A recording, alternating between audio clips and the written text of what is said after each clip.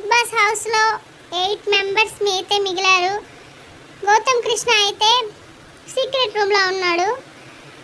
ఇక 5 మంది అయితే వైల్డ్ కార్డ్ ఎంట్రీ ద్వారా హౌస్లోకి వచ్చారు. ఇక రేపటి నామినేషన్స్ విషయానికి వస్తే అమర్దీప్, శోభ, ప్రియాంక, సందీప్ వీళ్ళ నలుగురు అయితే నామినేట్ అయినట్టు తెలుస్తుంది. ఇక కొత్త కంటెస్టెంట్స్లో అశ్విని, బోలే, పూజ అయితే నామినేట్ అయినట్టు తెలుస్తుంది.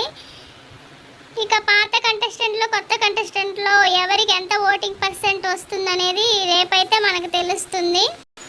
మరిన్ని న్యూ అప్డేట్స్ కోసం మా ఛానల్ చూస్తూ ఉండండి. ప్లీజ్ సబ్స్క్రైబ్ చేయండి.